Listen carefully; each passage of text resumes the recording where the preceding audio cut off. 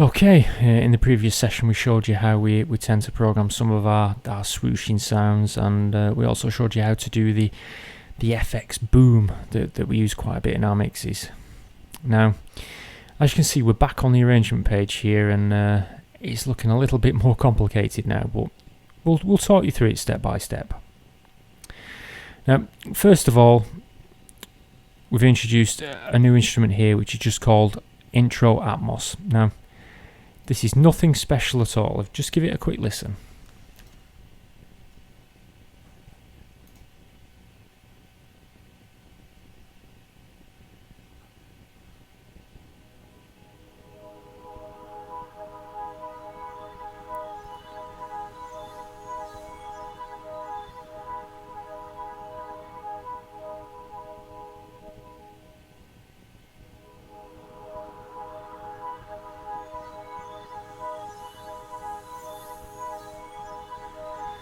That's basically it.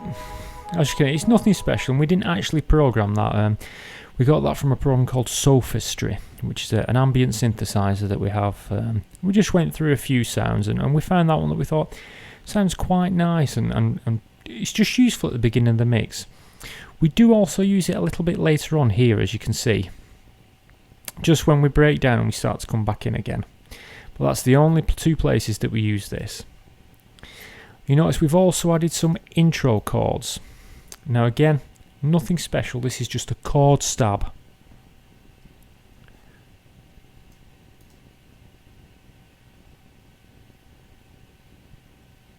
Now we actually made that by playing a chord on one of our UB synthesizers and then using some automation to make it fade down.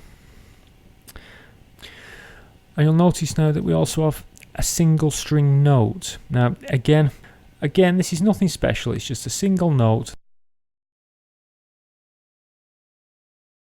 This one as well was from the instrument called Sophistry.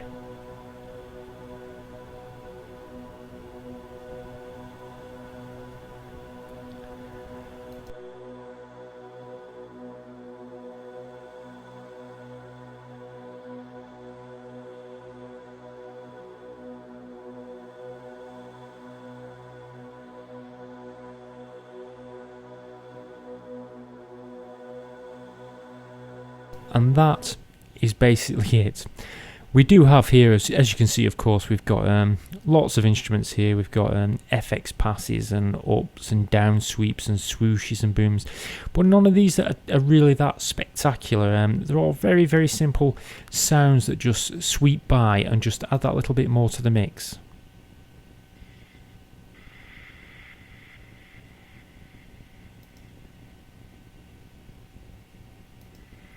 On their own, they don't sound very impressive at all, but in the mix, it does fill out the mix a little.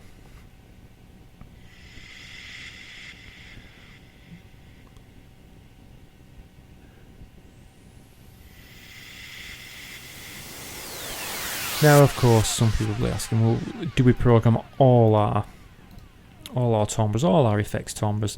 Well, no, we don't. Some of these are collected from sample CDs that we've had for quite a while. Some are from new sample CDs.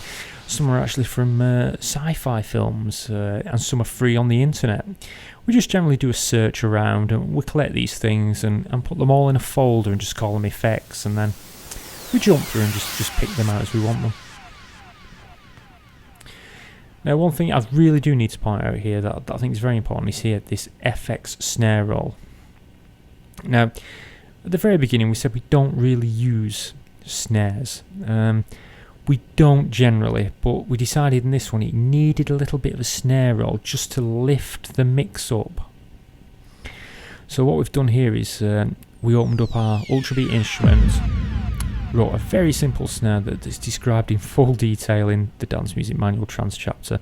Just a quick snare roll with some velocity, and we played it out to our UB instrument, bounced that down, and we ended up with a very, very simple snare roll.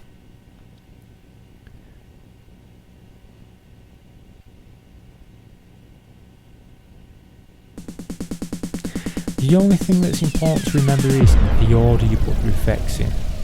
We generally build a sweep up, then do a slight explosion, then a sweep down. Now, rather than just torture you by letting you listen to all these sweep up and sweeps down, what we're going to do now is we're going to play the arrangement back again. What I want you to do is I want you to listen to it, but listen out specifically for the sound effects, where they come in, and then compare it to the previous arrangement where we had no sound effects. And you'll notice that sound effects are a fundamental part of the music and can make a huge difference to the finished project.